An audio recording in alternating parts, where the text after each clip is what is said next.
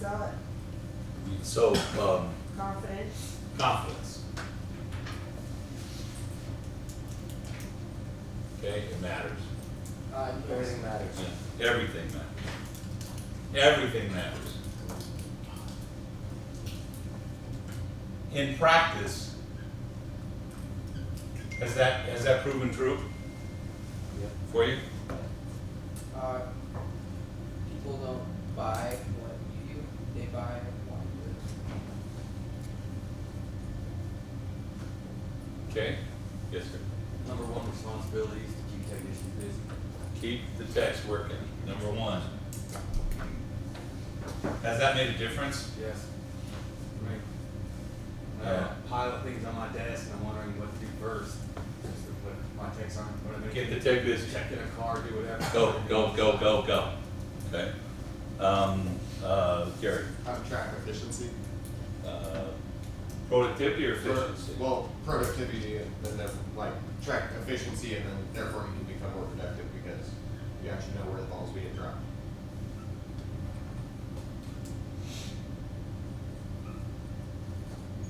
Okay. Angela, you learn anything yet? Getting there. Which will always be prepared with answers. Arrows? Like arrows in the quiver. Yeah. Have things that you have practiced that you know that you can bring out and answer that person's objection or that person's question. Nikki. Making keeper promises. And letting myself is okay. So trust is promises, right? And then mistakes are okay. Now, to some degree, right? I mean, obviously, if we keep making the same mistake over and over, there's an issue there. Brendan. One thing I focus on is getting that one more item sold.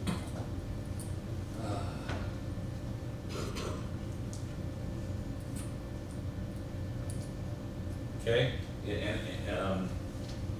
so I think one of the things when we talk, you know, obviously owners and service advisors, we're talking in different you know, different concepts, so to speak. But there is this idea of I want to hit a certain target, and I believe that that's the right target for my business. So in your company, based on your labor rate and based on the parts that you're going to sell to go along with what you charge, there's a certain amount of work that should be done on the average car that comes through your shop. I would think, in my terms, I would be thinking in your case, it's probably somewhere between close to $1,600. So a typical car comes in your vehicle or in your business. We should be finding and we should be attempting to sell $1,600. If we have a $400 average repair order, it's very difficult, I think, for most people to go from 400 to 1,000. Like overnight. But to sell one more item to that customer, you know, make that little extra effort, sell that one more thing. So I go from 400 to 500. It's still a big increase when you're talking about, you know, we're working with 10 or 12 or 15 cars a day. So yeah, I think I have this. We're going to talk at some point about service advisors and kind of the traits of a really good service advisor, because I have owners all the time that ask me, well, you know, what's a good service advisor look like? And I don't mean look like as far as man, woman, you know, short hair, long hair, brown, blonde. I mean, what do they think like? How do they act? Right? Who are they in this? And I think that a good service advisor is a person who goes, man, if I could just get this one more thing on this car, or I could sell this one more thing.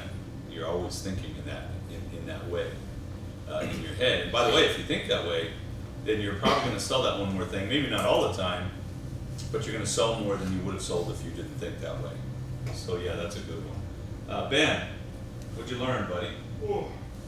Big thing is finally something I'm trying to do for the past few years is soft selling without sort of the pricing. Okay. Finally done it. Not mirroring ourselves.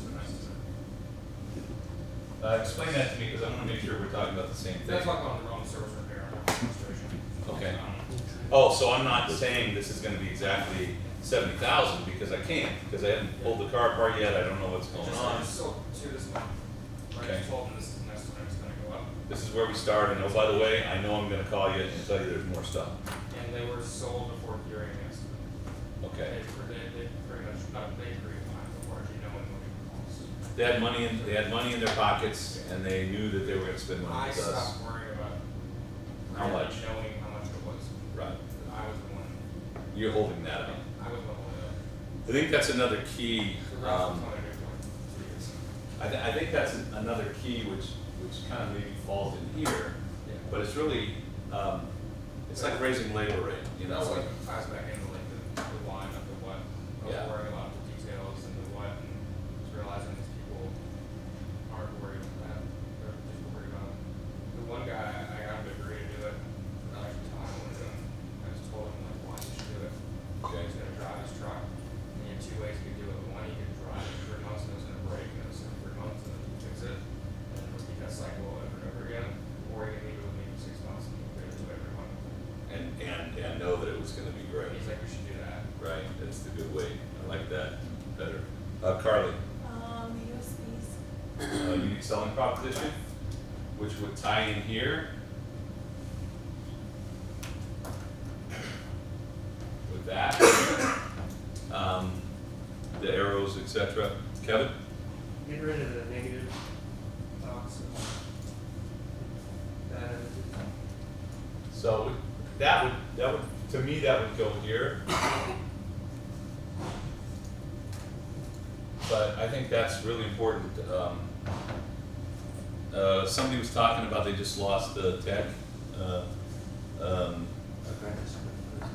No, you guys, you were talking about losing we lost our master tech. the master tech, right? Which is a great technician. Master tech. Great technician, but hard to work with. When he was having a bad day, everybody's having a bad day, right? And I'm the guy or gal at the service counter that has to lift everybody else up, right? While I'm there, like it or not, no matter what's going on in my day, in my life. Okay, Kristen. Making the processes work for me. Like just the process of the workflow. From check-in to dispatch to parts to everything. And making it work for you, explain that to me.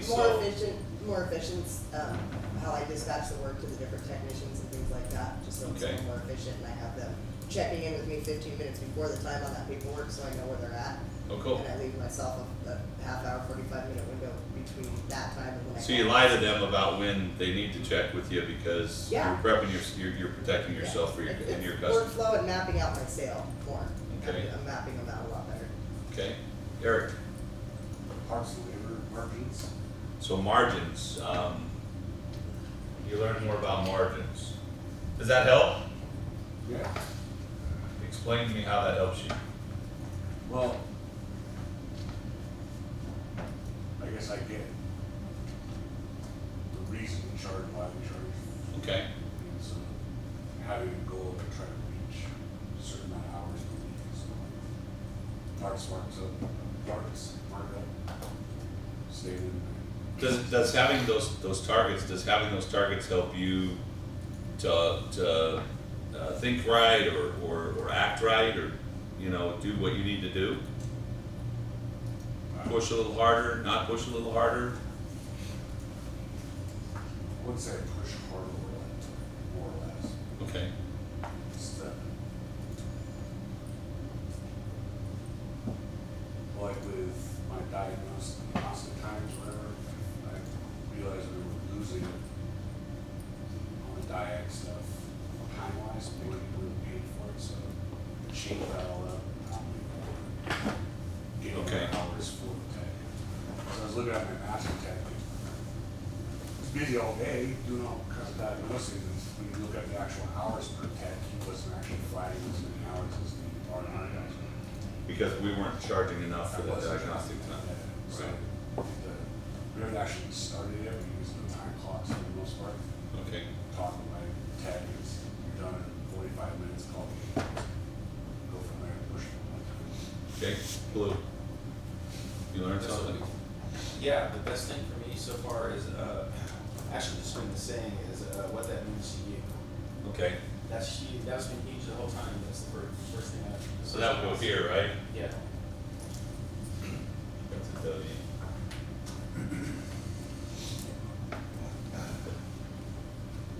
I was talking to a client either yesterday or the day before, and they have a service advisor who is really happy to deal with the customers and wants to deal with the customers, but doesn't want to deal with the technicians. So the service advisor wants to be, you know, I'll sell all the work, but I don't want to dispatch, I don't want to be in control of, you know, I don't want to go out there and say, hey, you need to get this done, and et cetera. I don't know if it's because all the technicians are just jerks or what, but to me, I was like, I don't know how that's possible, because the service advisor's I mean, you're it, you're the person in the middle, and I think you have to, even for the text, you have to say that's what this means to you, right? I mean, so, a good, Can't make a sandwich if you don't wanna touch the meat. yeah, sorry, well, I think of your meat sandwich, right? And peanut butter and jelly, that's what it's gonna be. Well, I think you would put it in your hand, but you put it in your mouth, that would be something, right? All right, anything else? Yes, sir.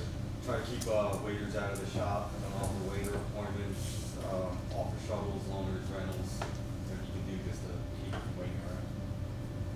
How does that help you? Immensely. Not having people in your way, you gotta pay attention to, not having people that are thinking, I gotta be out of here, you know, et cetera. So, yeah, I love not having waiters. In fact, I just had that argument with somebody online, the other day, and at one of my clients, we were having a conversation. No waiters. Anybody else? Anybody else? Yes, sir. Like not accepting like half-ass work, like stories, inspections, reports of it. It has to be done right, right? Like 100% on every car every time. So, that's the 300% rule. You know, 100% of the cars are inspected, 100% of the stuff is estimated, 100% of it's presented. I don't accept crap work from my technicians. You don't do a good inspection, it goes back. Sometimes like what I learned was that like they didn't even understand that they weren't doing it. Right. So they like it wasn't that they were intentionally half-assed, they just thought that was what was needed. So they went back and like our tech stores are so much better. And one thing I always had problems with, like after they do a repair, they never went back in and said, you know, good to go. Like I do a tested coolant flush, it, like, ran heat fine. works. Yeah, heat works. Because one thing we came across a couple times, we do a coolant flush, and a customer would call a couple weeks later, hey, my heat doesn't work, and I have no way to prove that it worked after, you know. And then last thing, obviously, you touch with the coolant system. So we had that a couple times. So now it's you go back, you fill up your tech story, and everything's up. We have everything on paper. Okay, And cool. all stuff's digital, so even you know the customer can see, you know, like we verify, you know, the repairs. We're gonna talk about story today, because I've had a couple of owners in the group wanna have that conversation, so we added that into, the training this time about story. I was actually at a shop, Monday, Tuesday this last week, where the paperwork it's like a 30-page work order on everything, and they just keep, it's like, we did the alignment that the customer authorized at this time on this day because the customer said align the vehicles, so we went ahead and aligned it, and now it's aligned. Those are the stories they were just unbelievably crazy. When I asked the service advisor, I said, why? He said, well, I'm OCD. I said, okay, so, you know, we have an authorization from the customer. So let's talk paperwork for just a minute, because I think this may be important. In each state has different laws. So if you're in California, you probably have the most strict laws around paperwork that you have. And if you're in Texas, it's not that complicated. But if I want to defend myself with a customer, either today or, you know, a year from now, I need to have certain things done in certain ways. And so my recommendation is that initially we have a work order and it states, you know, customer states or customer says, my check engine light is on, car stumbles in the morning when it's cold, right? and please diagnose and advise, or test and advise, or something like that, right? So there's this description, and then of course, down here at the bottom of the work order, there's a price, here's the initial cost, and there's a place for the customer to sign. Now here's where we go south on this. A lot of shops are not having the customer sign that initial work order authorization on the car. Now here's the deal. If they don't sign the work order, I have a couple of issues. One could be with my insurance. So if my technician goes out and takes that car for a test drive and gets in an accident, totals the car, the insurance company could actually go, well, there's no signature on the work order, therefore you didn't have authorization to drive the car, therefore we're not going to pay for it. So there's that issue. That's not the one I'm worried about, frankly. The other issue is that the customer may say later, I didn't tell you to go ahead and spend $180 on my car to diagnose it because I don't have a signature. Now, in my company, the service advisor did 2 things, 3, maybe 10. But on the work order, when I was talking to the customer, I said, is this the right phone number to reach you at today? Today I might say, would you like a text, a call, or an email? And I would circle the phone number, and today I would probably write email or text, or I'd put an E or a T or a C, right? Just so that if I was later, after I'd already handled 25 customers today and the phone rang 83 times, if I thought to myself, I can't remember how to get a hold of Alex, I would go to his work order, I'd see the phone number circled, and I'd see it said C, so I would call, because that's what they asked me to do. The other thing is, I always circled the price, and I insisted all my people circle the price, and then sign here. That way, if I'm at the counter and you're not at the end of the day because you went to your kid's, I don't know, ballet, or you had a dentist appointment or whatever, and the customer walks in and says, well, Eric didn't tell me that it was going to cost me $160 to diagnose the car, I would pull up the work order, I would say, well, see here where you circled the 160 and see where you signed, and then the customer would go, oh yeah, now I remember, right? Because I've heard that about 8 million times in my lifetime. So the other thing is, later, I may want to go in and say, where did we start? So in California, we have the Bureau of Automotive Repair. In different states, you have different things. In Utah, we have consumer division or something that is over automotive. And if they think you've done something wrong, you have a customer complain, they're going to want to know where it started, and they're going to see a work order with a signature on it, mileage, the customer's name, the vehicle information, and at the very least either a VIN number or a license plate, so they know what they're talking about. So my recommendation is, and primarily, so that we all know that we're exceptionally clear about what we're doing, that we make the customer sign the initial ticket. And if you're not doing that today, you should be. All right? So next, when the customer, so if I've done all of that, I don't, in my description, I don't have to say, on September the 3rd at this time, the customer said, go ahead and do this and agreed to, et cetera, like the shop that I was just at. Because I've got a signed work order, it has an amount, it has a description, I'm done. All right, now, when I go to write it up later, it's still, I take the, customer says, I've got this problem and here's what's going on, please diagnose and advise, and then I add to that. I don't get rid of it, I add to it. Technician verified the complaint, test drove the vehicle, saw the check engine light was on, experienced the hesitation at idle, installed the scanner, pulled these codes, followed this process, diagnosed this problem, replaced this part, retested, reset, cleared monitors, and verified that the vehicle is working properly at this time. Last 3 words. At this time. And always at this time. Yes, ma'am. The technicians are supposed to write that information up for you as well, correct? In my day and age, now again, you're talking, I really have not played service advisor other than, I've done some sales at the counter, but I'm not finishing work orders for people today. Right. But in my day and age, I didn't trust the technicians to write the story. I had great techs, and we, in our point of sale, the technicians had no access. And that's just how it was 10 years ago. Meaning, you not only did you not give the technician access, but they didn't have access. The point of sale didn't allow for it. Now, probably of all the shops that I work with, about half of them have the technicians writing that story. Now, here's the deal. We've got some issues around that because we have some people that have communication issues. And again, I'm not trying to be prejudiced, but we have some people that don't speak English as well, and therefore they don't write as well. And a lot of shops are dealing with that. So either I have to speak Spanish or something else, and I can't write the work order in Spanish.